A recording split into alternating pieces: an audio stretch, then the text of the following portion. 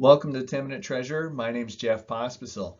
And part of the reason why I'm dwelling on this United Methodist, at least the beginning of a split within the denomination, is my concern that we're going to do it so poorly that anybody that hears about it, whether they're in the church or not, it's going to push them further away from Jesus Christ and further away from his church. So that people that, if you got people that aren't attending any church and they hear about some of the stuff that's going on, and let's say it's going on badly, they're just going to have one more reason not to go to any church, not just United Methodist churches. And same way, if you got people in a church that are maybe loosely connected, they're going to think, oh, yeah, this is the church's true colors. They're all about division. They're all about money. They're all about politics and fighting, all that kind of stuff. So that's been my concern. So that's why I've been posting on this. And my hope is that by sharing what I developed was 4 principles, and I've been going through them one at a time, and I'm on the 4th one right now, the separation that encourages future cooperation one.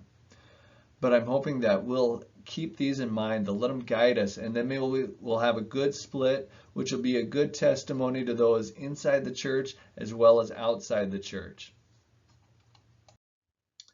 So in thinking about the separation, my mind as an accountant, I tend to think about the property and the money. And I know that's not the most important thing in all this, but one wise friend of mine, I just remember he said this maybe about 15 years ago. Kermit Culver is his name, but he said to me, it seems like no matter what you're fighting about money. And money may not be the sole core part of the issue, but it is a significant part of the issue, and especially when we're talking about the separation. So what I'm going to do here is I'm going to look through, I got 3 different columns here. Current is the current, what we are using in the Dakotas United Methodist Conference to disaffiliate, or what we did last use.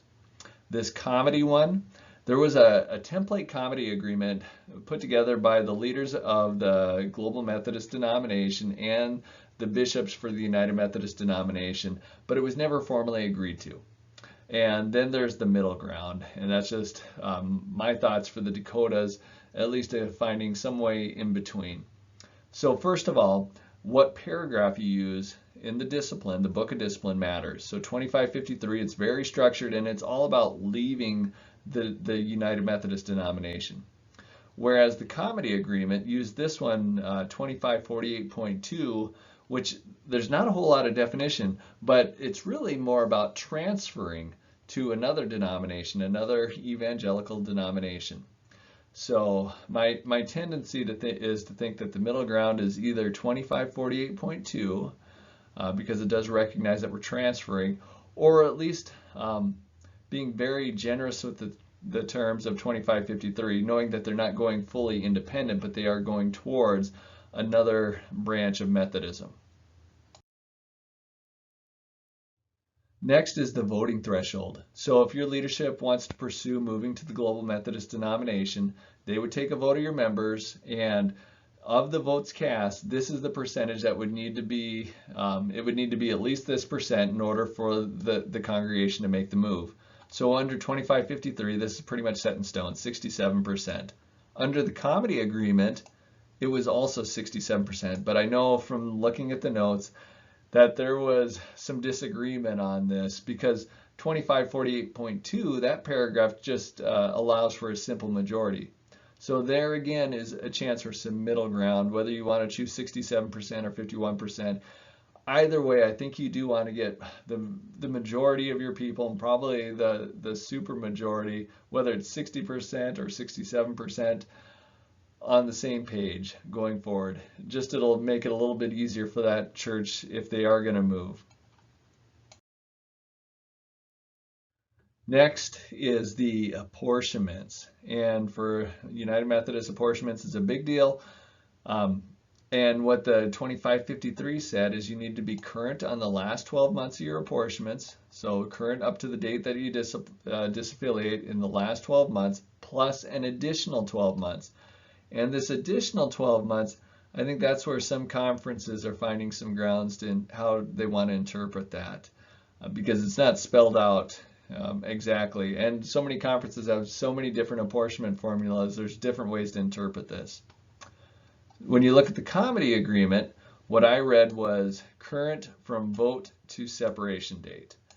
So, and I don't even think there was any teeth in this, so it's just a show of goodwill, but I don't think there was teeth in it like that would void the deal, but I could be misinterpreting that.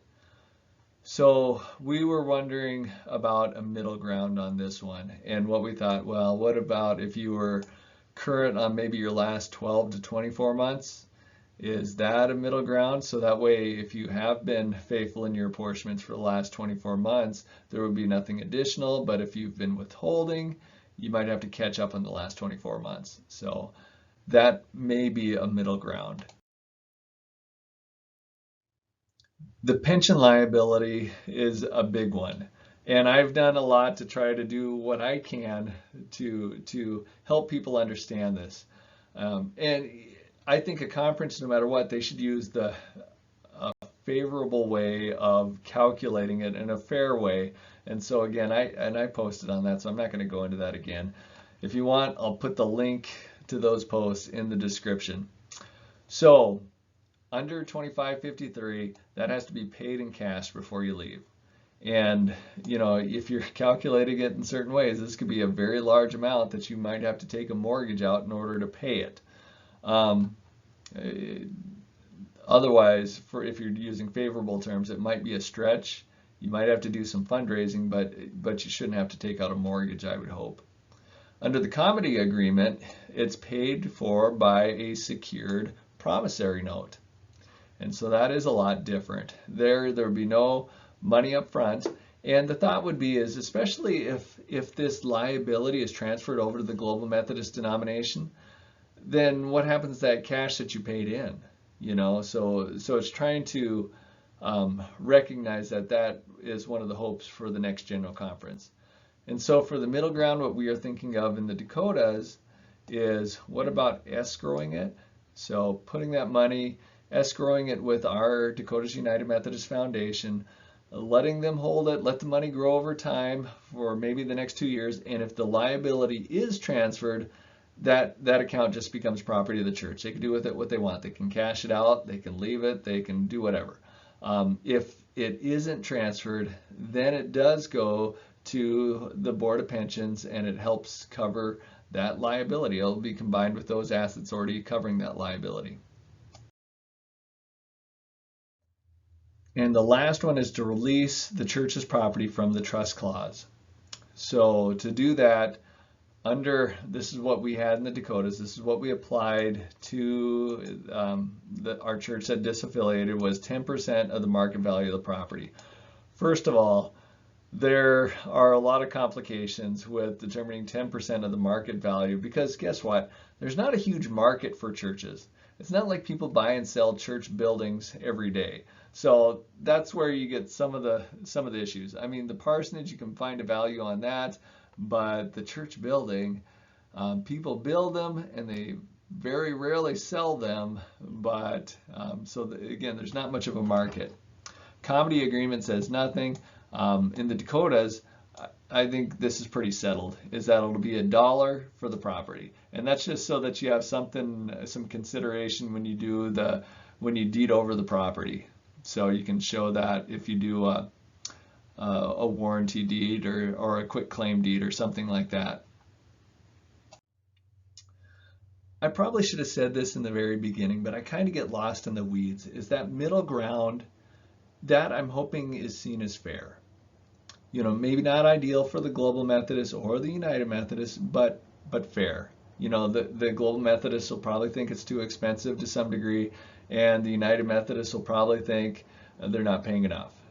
But I think that's okay.